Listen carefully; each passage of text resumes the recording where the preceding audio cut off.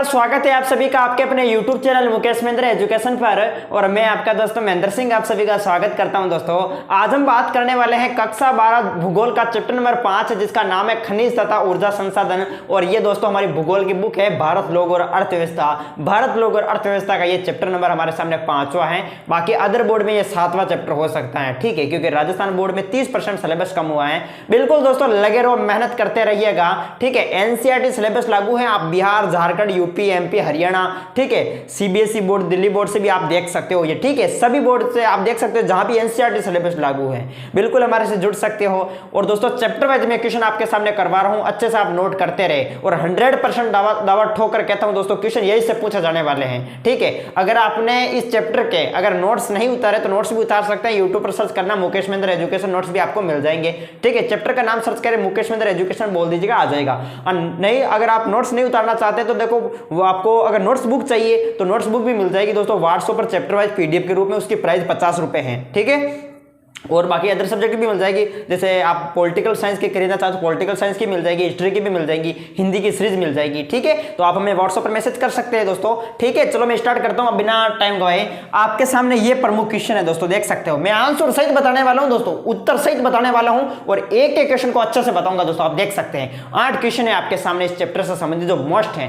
पहला क्वेश्चन क्या दे रखा है, खनिज से क्या अभिप्राय है। खनिज की परिभाषा पूछी जा सकती है कि खनिज की परिभाषा लिखिएगा, खनिज किसे कहते हैं, ठीक है, खनिज से क्या तात्पर्य है, खनिज से क्या अभिप्राय है। इस तरीके से खनिज की परिभाषा आपको पूछी जा सकती है। तो सबसे पहले हम लिखेंगे खनिज क्या है। तो आप सभी को पता है खनिज, खनिज का मतलब क्या होता है, जितने भी जो खनिज है यानी जमीन के अंदर पाए जाते हैं उनको बाहर निकालते हैं, ठीक है। जमीन के अंदर होते हैं खनिज, तो उनको बाहर निकालना है, क्या कहलाता है, खनिज कहलाता है। परिभाषा लिखेंगे कि भूमि में, ठीक है, भूमि में खनन क्रियाओं के द्वारा निकले गए, भूमि से खनन क्रियाओं के द्वारा निकले गए भौतिक रासायनिक पदार्थ जो मानव के लिए उपयोगी हैं वे खनिज कहलाते हैं, ठीक है। परिभाषा क्या लिखेंगे, भूमि से खनन क्रियाओं के द्वारा निकले गए भौतिक वे रासायनिक पदार्थ जो मानव के लिए उपयोगी है वे खनिज कहलाते हैं। ये परिभाषा लिखनी है और कुछ नहीं दोस्तों, याद रखना, ठीक है। तो ये खनिज की परिभाषा आपको याद होगी दोस्तों। अब खनिजों के प्रकार कितने हैं, तो खनिजों के 2 मुख्य रूप से प्रकार हैं, एक है धात्विक खनिज, एक है अधात्विक खनिज। अभी मैं चर्चा करने वाला हूं। खनिज की परिभाषा आप सभी को याद हो गई,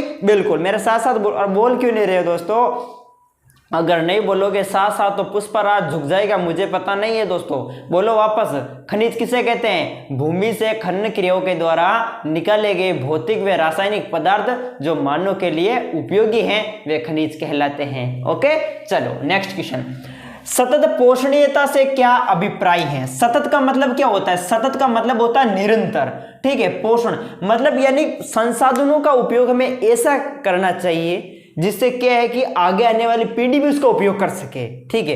कहने का मतलब है कि हमें यानी जो है संसाधनों को दोहन नहीं करना चाहिए, ठीक है। संसाधनों को नुकसान नहीं पहुंचाना चाहिए, संसाधनों को हमें बचाना चाहिए। अपने आवश्यक हमारा काम निकलता ठीक है, लेकिन आगे आने वाली पीढ़ी का भी उससे काम निकलना चाहिए। जैसे परिभाषा आप किस प्रकार से लिखेंगे, सतत पोषणीयता से क्या तात्पर्य, आप लिखेंगे कि विकास की ऐसी प्रक्रिया जिसमें पर्यावरण को नुकसान ना पहुंचे, पर्यावरण को नुकसान ना पहुंचे और आने वाली पीढ़ी भी उस संसाधन का उपयोग कर सके, प्रयोग कर सके, ठीक है। इस प्रकार संसाधनों का उपयोग करना ही क्या कहलाता है, सतत पोषणीयता कहलाता है। यह परिभाषा आप लिखेंगे दोस्तों, ठीक है। तो ये सतत पोषणीयता, ये क्वेश्चन भी एग्जाम में पूछा जाता है, ये भी आपको अच्छे से क्या होना चाहिए, याद होना चाहिए दोस्तों। मैं चैप्टर वाइज क्वेश्चन करवा रहा हूं, बिल्कुल मोस्ट इंपोर्टेंट, इनको अच्छे से याद रखना है, ठीक है। नेक्स्ट है आपके सामने खनिजों के प्रकार बताते हुए समझाइए। अब देखो खनिज की परिभाषा हमने जान ली, अब की बार क्या पूछा है, खनिजों के प्रकार पूछे हैं। बिल्कुल दोस्तों, मैं आपको देखो बताने वाला हूं फुल एक्सप्लेन के साथ खनिजों के प्रकार। अब देखो यहां पर मैं खनिजों की बात कर लेता हूं, किसकी बात करता हूं, खनिजों की। खनिज खनिज आपको पता होगा, खनिज जो है दोस्तों 2 प्रकार के होते हैं। खनिज कितने प्रकार के होते हैं, खनिज 2 प्रकार के होते हैं। एक है दोस्तों धात्विक खनिज, कौन सा खनिज, धात्विक खनिज। और दूसरा है दोस्तों अधात्विक खनिज। किस प्रकार का खनिज, ए धात्विक खनिज, दोनों आपको याद होने चाहिए। एक है धात्विक खनिज और दूसरा है ए धात्विक खनिज। अब प्रश्न एग्जाम में पूछा जाएगा कि धात्विक खनिज किसे कहते हैं, ए धात्विक खनिज किसे कहते हैं, ऐसे भी तो प्रश्न पूछा जा सकता है, बिल्कुल पूछा जा सकता है। धात्विक खनिज किसे कहते हैं, ऐसे खनिज जिसमें धातु की मात्रा पाई जाती है, जिसमें धातु के अंश की प्रधानता होती है, वे धात्विक खनिज कहलाता है। ऐसे खनिज जिसमें धातु की मात्रा पाई जाती है वो धात्विक खनिज कहलाता है, और अधात्विक खनिज ऐसे खनिज जिसमें धातु की मात्रा नहीं पाई जाती वो अधात्विक खनिज कहलाता है। इस तरीके से आपको याद रखना है। अब एग्जाम में प्रश्न पूछा जाएगा कि धात्विक खनिज के भी दो प्रकार हैं, वो कौन कौन से हैं, तो धात्विक खनिज के भी दो प्रकार हैं, लोहे धातु प्रदान और अलोहे धातु प्रदान। अभी देखने वाले हैं। सबसे पहले हम इनके उदाहरण देख लेते हैं कि धात्विक खनिज के अंदर क्या क्या आते हैं। देखिएगा, मैं आपको सामने एक ट्रिक बता देता हूं दोस्तों, मैं चलो ट्रिक बता ही देता हूं, ठीक है। ट्रिक क्या है आप याद रखना, एलो मोसी सोना चांदी को ताज टांग दियो, ओहो एलो मोसी सोना चांदी को ताज टांग दियो, ये ट्रिक है प्यारे मित्रों। एलो मोसी सोना चांदी को क्या किया, सोना चांदी को ताज टांग दिया। एलो मोसी सोना चांदी को ताज टांग दियो, इशा क्वेश्चन टाइगर थू। सो एलो मोसी सोना चांदी को ताज टांग दियो, वाह वाह भाई, चलो टांग दियो तो टांग दियो। अब ये होगी ट्रिक। अब इस ट्रिक से हम कैसे याद रखेंगे, देखो दोस्तों, धात्विक खनिज के उदाहरण याद रखना। ए से आपको याद रखना है एल्यूमिनियम, लो से आपको याद रखना है ए से एल्यूमिनियम, लो से लोहा, ठीक है, ए से एल्यूमिनियम, लो से लोहा।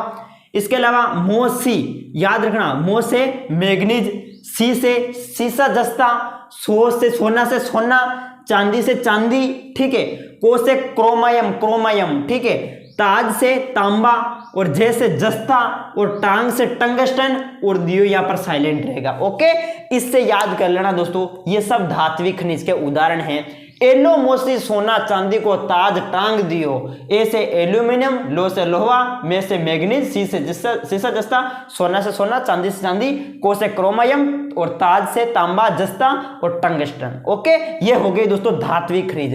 अब धात्विक खनिज के भी दो प्रकार हैं, वो कौन कौन से हैं। अब देखो धात्विक खनिज के भी दो प्रकार है, वो देख लीजिएगा। एक है दोस्तों लोहे धातु प्रदान, किस प्रकार का है, लोहे धातु प्रदान, ठीक है, लोहे धातु प्रदान। और दूसरा है अलोहे धातु प्रदान, किस प्रकार का है, अलोहे धातु प्रदान। अब ये भी आप देख लो दोस्तों, एक तो है लोहे धातु प्रदान, एक है अलोहे धातु प्रदान। पूछा जाएगा कि लोहे धातु प्रदान से आप क्या तात्पर्य, लोहे धातु प्रदान खनिज किसे कहते हैं, ऐसे खनिज जिसमें लोहे की मात्रा पाई जाती है, जिसमें लोहे के अंश की प्रधानता होती है, वो लोहे धातु प्रदान कहलाता है। और अलोहे धातु प्रदान ऐसे खनिज जिसमें लोहे की मात्रा नहीं पाई जाती, वो अलोहे धातु प्रदान कहलाता है। जैसे हम बात करते हैं तांबा, ठीक है, और भी आप लिख सोना चांदी, ये अलोहे धातु प्रदान है। जबकि लोहे धातु प्रदान की आप ट्रिक याद रख लेना दोस्तों, इसकी भी मैं ट्रिक बता देता हूं। लोहे से याद रखना, लोहे की HMT निकालो, लोहे की क्या निकालो, HMT निकालो, लोहे की HMT निकालो। अब भाई इससे कैसे याद करेंगे, लो से आपको देखो लोहे की HMT, H को छोड़ दो, में से मैग्नीज, टी से टंगस्टन, नी से निकिल, क से कोबाल्ट, लो से लोहा। ये जो है दोस्तों लोहे धातु प्रदान है। बाकी उसमें आप सोना चांदी वो लिख सकते हो, ठीक है। तो इस तरीके से हमने धात्विक खनिज की ट्रिक देखी। अब अधात्विक खनिज की भी ट्रिक देख लेते हैं दोस्तों। देखिएगा, मैं आपके सामने ट्रिक लिख रहा हूं, जीरा, हीरा, पन्ना, मूंगा, जीरा, हीरा, पन्ना, मूंगा सब फिर अंग्रेज ले गए, ओहो अंग्रेज ले गए। दोस्तों ये ट्रिक हो गई, जीरा, हीरा, पन्ना, मूंगा सब फिर अंग्रेज ले गए। जीरा, हीरा, पन्ना, मूंगा सब फिर अंग्रेज ले गए। जी से आपको याद रखना जिप्सम, रो से आपको याद रखना रॉक फास्फेट, हीरा से हीरा, पन्ना से पन्ना, मूल से मुल्तानी मिट्टी, घो से गार्नेट, सबको छोड़ दो दोस्तों, ठीक है। फिर से फिरोज याद रखना, फिर से फिरोज, और अंग्रेज से अब्रक याद रखना, अब्रक, ले गए इसको छोड़ दो, ठीक है। तो ये हो गए दोस्तों अधात्विक खनिज, याद हो गया, ये धात्विक खनिज और ये अधात्विक खनिज। Okay clear. चलो तो यहां पर हमने देखा खनिजों के दो प्रकार थे, धात्विक खनिज और अधात्विक खनिज। मैंने अच्छे से आपको बता दिए कौन कौन से उदाहरण सही, ठीक है। अब देखते हैं नेक्स्ट क्वेश्चन। भारत में खनिजों के वितरण को समझाइएगा। बिल्कुल दोस्तों, एग्जाम में पूछा जा सकता है कि भारत में खनिजों का वितरण, इसको मैं मिटा देता हूं, आपने नोट कर लिया होगा। यानी भारत में खनिजों का वितरण, कहने का मतलब है कि खनिज जो है वो कहां कहां पाया जाता है। वितरण का मतलब क्या होता है? वितरण का मतलब यहां पर होता है फैलाव। वितरण का मतलब क्या होता है?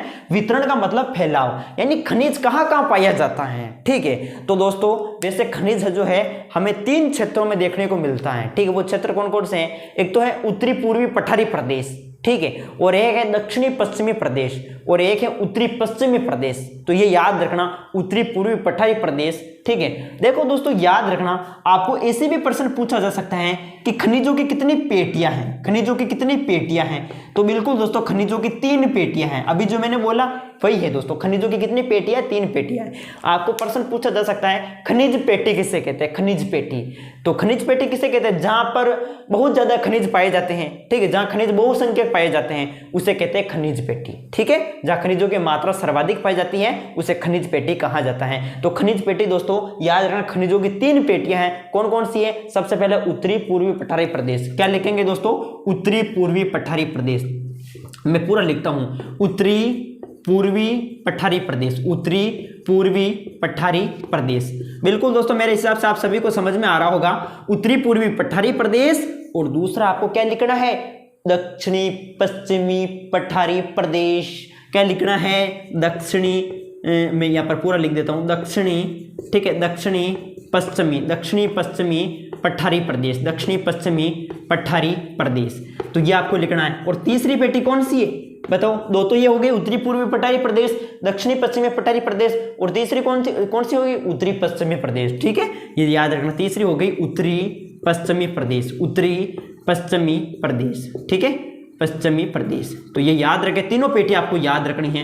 दोस्तों देखो एग्जाम में क्या है, यहां से प्रश्न पूछा जाता है, तीनों के बारे में आपको नॉलेज होना चाहिए। मैं खनिजों के वितरण को समझा रहा हूं। सबसे पहले उत्तरी पूर्वी पठारी प्रदेश, दक्षिणी पश्चिमी पठारी प्रदेश, उत्तरी पश्चिमी प्रदेश। खनिजों की कितनी पेटियां? 3 पेटियां। ये तीनों आपके सामने है। अब एग्जाम में प्रश्न कैसे पूछा जाता है कि उत्तरी पूर्वी पठारी प्रदेश के बारे में आप क्या जानते हो, दक्षिणी पश्चिमी पठारी प्रदेश के बारे में आप क्या जानते हो, उत्तरी पश्चिमी प्रदेश के बारे में आप क्या जानते हो। तो फिर क्या लिखेंगे? अब याद ही नहीं तो फिर क्या लिखेंगे? तो दोस्तों कुछ नहीं, आपको याद रखना है। सबसे पहले हम जानते हैं उत्तरी पूर्वी पठारी प्रदेश। देखो दोस्तों, सबसे पहले देख लेते हैं ये कहां कहां पाई जाती है। ये पेटी जो है उत्तरी पूर्वी पठारी प्रदेश, आपको याद रहना है छोटा नागपुर जो कि झारखंड में है। तो छोटा नागपुर झारखंड में भी ये पेटी पाई जाती है। ओडिशा के पठार में भी देखने को मिलती है, पश्चिमी बंगाल, इसके अलावा छत्तीसगढ़ का एरिया भी आता है इसके तहत। तो ये आपको याद रखना है, छोटा नागपुर झारखंड, ओडिशा का पठार, पश्चिमी बंगाल, छत्तीसगढ़, ये इन राज्यों के अंदर ये पट्टी पाई जाती है। ठीक है, उत्तरी पूर्वी पठारी प्रदेश। अब दोस्तों इसमें क्या क्या पाया जाता है, इसमें कौन कौन से खनिज पाए जाते हैं? तो इसमें लोहा अयस्क भी देखने को मिलता है, कोयला भी देखने को मिलता है, मैग्नीज भी देखने को मिलता है, बॉक्साइट भी देखने को मिलता है। ठीक है, तो ये इसके प्रमुख आपको लिखना है। तो ये पॉइंट याद कर लो, मेन जो पॉइंट मैंने बोले हैं। ठीक है, चलो आगे देखिएगा, आगे है आपके सामने दक्षिणी पश्चिमी पठारी प्रदेश। दक्षिणी पश्चिमी पठारी प्रदेश के बारे में आप क्या जानते हो? तो दक्षिणी पश्चिमी पठारी प्रदेश सबसे पहले देखो ये कहां पाई जाती है? कर्नाटक, गोवा, तमिलनाडु और केरल, ये राज्य याद रखना। ठीक है, सबसे पहले मैंने क्या बोला? सबसे पहले मैंने कर्नाटक, गोवा, तमिलनाडु, केरल, इन राज्यों में ये विस्तृत है, यानी फैली हुई है। ठीक, दक्षिणी पश्चिमी पठारी प्रदेश। और इसमें कौन कौन से खनिज? इसमें लोहा अयस्क भी पाया जाता है, मैग्नीज भी पाया जाता है, ये आप इसमें लिख सकते हो। ठीक है, इसके बाद देखो उत्तरी पश्चिमी प्रदेश। उत्तरी पश्चिमी प्रदेश की बात करें तो इसमें आपको लिखना दोस्तों उत्तरी पश्चिमी प्रदेश, ये राजस्थान में अरावली, राजस्थान के अरावली क्षेत्र में ये पाई जाती है। इसके अलावा गुजरात के उत्तरी हिस्से में भी ये देखने को मिलती है, उत्तरी पश्चिमी प्रदेश। और इसमें दोस्तों आप देखेंगे तो तांबा है, जिंक है, ग्रेनाइट है, जिप्सम है, ये इसमें देखने को मिलते हैं, संगमरमर हैं। ठीक है, तो ये तीनों पेटियां इंपॉर्टेंट है, आप अच्छे से इनको याद रखना। ओके, चलो नेक्स्ट आगे बात करते हैं। आगे देखिएगा, ऊर्जा संसाधन किसे कहते हैं? प्रकार लिखिए। बिल्कुल, ऊर्जा संसाधन किसे कहते हैं? ऐसे खनिज जिससे हमें ऊर्जा प्राप्त होती है वो ऊर्जा संसाधन कहलाते हैं। ठीक है, ऐसे खनिज जिससे हमें ऊर्जा प्राप्त होती है वो ऊर्जा संसाधन कहलाते हैं। अब ऊर्जा संसाधन के भी 2 प्रकार हैं। कौन कौन से 2 प्रकार हैं? याद रखने पड़ेंगे। ऊर्जा संसाधन के दो प्रकार है, परंपरागत ऊर्जा संसाधन, गैर परंपरागत ऊर्जा संसाधन। एक तो है परंपरागत ऊर्जा संसाधन, एक है गैर परंपरागत ऊर्जा संसाधन। अब एग्जाम में प्रश्न पूछा जाएगा कि निम्न में से कौन सा परंपरागत ऊर्जा संसाधन है, कौन सा गैर परंपरागत ऊर्जा संसाधन है। परंपरागत ऊर्जा संसाधन किसे कहते हैं, जो परंपरा से पुराने समय से चले आ रहे हैं वो परंपरागत ऊर्जा संसाधन कहलाते हैं। पुराने समय से क्या क्या चले आ रहे हैं आप बताओ। कोयला, कोयला पुराने समय से चला आ रहा परंपरागत ऊर्जा संसाधन है। पेट्रोल, ये भी परंपरागत ऊर्जा संसाधन है। प्राकृतिक गैस, ये भी परंपरागत ऊर्जा संसाधन है। ठीक है, तो ये उदाहरण लिख सकते हैं परंपरागत ऊर्जा संसाधन में कोयला हो गया, पेट्रोल हो गया, प्राकृतिक गैस है। ठीक है, और गैर परंपरागत ऊर्जा संसाधन में जो मनुष्य द्वारा निर्मित है, मानव निर्मित है गैर परंपरागत ऊर्जा संसाधन, जिसमें हम बात करते हैं सौर ऊर्जा। ठीक है, सौर ऊर्जा नहीं होगी, सौर ऊर्जा होगी। इसके अलावा बायोमास है, बायोगैस है। ठीक है, भूतापीय ऊर्जा है, ज्वारीय ऊर्जा है, नाभिकीय ऊर्जा है। ये इसके तहत आप लिख सकते हो। ये प्रमुख उदाहरण किसके हैं, ये गैर परंपरागत ऊर्जा संसाधन के उदाहरण हैं। बिल्कुल समझ में आ रहा सभी को। चलो दोस्तों ठीक है, तो ये क्वेश्चन भी हमारा हो गया 5वां। बिल्कुल देखो, बड़े बड़े क्वेश्चन मैं आपके सामने एक्सप्लेन करके बता रहा हूं, अच्छे से आपको इसी तरीके से लिखना है। नेक्स्ट है छठा, नाभिकीय ऊर्जा किसे कहते हैं, प्रमुख केंद्रों के नाम बताइए। बिल्कुल, नाभिकीय ऊर्जा, नाभिकीय ऊर्जा किसे कहते हैं, नाभिकीय विखंडन से प्राप्त ऊर्जा को क्या कहा जाता है, नाभिकीय ऊर्जा कहा जाता है। परिभाषा लिखेंगे कि नाभिकीय विखंडन से प्राप्त ऊर्जा को नाभिकीय ऊर्जा कहा जाता है। और नाभिकीय ऊर्जा कैसे प्राप्त की जाती है, तो नाभिकीय ऊर्जा नाभिकीय विखंडन और नाभिकीय संलयन द्वारा जो है प्राप्त की जाती है। अब यहाँ पर पूछा है कि नाभिकीय ऊर्जा के प्रमुख केंद्रों के नाम बताओ, तो एक तारापुर महाराष्ट्र के अंदर इसका केंद्र है दोस्तों, तारापुर महाराष्ट्र। और रावतभाटा जो कि चित्तौड़गढ़ के अंदर है, राजस्थान के अंदर, रावतभाटा चित्तौड़गढ़, ये भी आप याद रखना, चित्तौड़ राजस्थान के अंदर है ये रावतभाटा, और एक तारापुर महाराष्ट्र। ये दो प्रमुख केंद्र आप याद रखें। ठीक है, तो ये भी याद रखना है। इसके बाद देखो, भारत में लौह अयस्क के कितने प्रकार हैं। देखो, भारत में जो लौह अयस्क है दोस्तों, लौह अयस्क, इसके 5 प्रकार है। वो 5 प्रकार कौन कौन से हैं, magnetite, haematite, limonite, siderite, laterite. याद रखेंगे, ठमक ठमक ठमक, magnetite, haematite, limonite, siderite, laterite. Magnetite, haematite, limonite, siderite, laterite. Magnetite, haematite, limonite, siderite, laterite. Magnetite, haematite, limonite, siderite, laterite, ये 5 प्रकार लौह अयस्क है। ओके, ये याद रखना दोस्तों। ओके, याद हो गए मेरे हिसाब से। अरे यार उसको झुक रहे हो क्या है रहा दोस्तों, मोबाइल को ऐसे कहीं ऐसे पकड़ो। Magnetite, haematite, limonite, siderite, laterite. चलो नेक्स्ट आगे देखो, प्रमुख कोयले के प्रकार बताइएगा। बिल्कुल दोस्तों, प्रमुख कोयले के 4 प्रकार बताओ। आपको पता है कि कोयले के 4 प्रकार हैं। 4 प्रकार कौन कौन से हैं, कोयलो 4 प्रकार को रहे दोस्तों। वही कोयलो आप लकड़ी ने जला कड़कड़ो नहीं बच्चो, वो कोयलो दोस्तों, कोयलो नहीं हुए जानो ने कड़कड़ो हुआ करे कोयलो। कोयले 4 प्रकार है, एंथ्रासाइट, बिटुमिनस, लिग्नाइट और पीट। अब दोस्तों पीट वो जानवर कर, वो पीट को नहीं है, कोयला को प्रकार है पीट। याद रखना, कोयले के 4 प्रकार है, एंथ्रासाइट, बिटुमिनस, लिग्नाइट और पीट। सर्वाधिक अच्छी किस्म का कोयला कौन सा है, सर्वाधिक अच्छी किस्म का कोयला है एंथ्रासाइट। और सबसे घटिया किस्म का कोयला कौन सा है, पीट। क्यों, जानवर पीट कर दे तो वो घटिया है, तो सर्वाधिक घटिया किस्म का कोयला कौन सा है, पीट। और सबसे अच्छी किस्म का कोयला कौन सा है, एंथ्रासाइट। ये आप याद रखना। फिर प्रश्न पूछा जाएगा कि राजस्थान में किस किस्म का कोयला पाया जाता है, तो राजस्थान में लिग्नाइट किस्म का कोयला पाया जाता है। ये भी आपको याद रखना है। तो इस तरीके से हमने इस चैप्टर के मोस्ट इंपोर्टेंट क्वेश्चन देखे। मेरे हिसाब से आप सभी को वीडियो अच्छा लगा होगा। अच्छा लगा है तो आप लाइक करें और चैनल पर नए हैं तो जरूर सब्सक्राइब करें। मिलेंगे वापस आपको नेक्स्ट वीडियो में, तब तक के लिए जय हिंद, जय भारत। और हाँ, नोट्स बुक खरीदना चाहते तो मेरा इन नंबरों पर मैसेज कर सकते हैं। ओके, जय हिंद, जय भारत।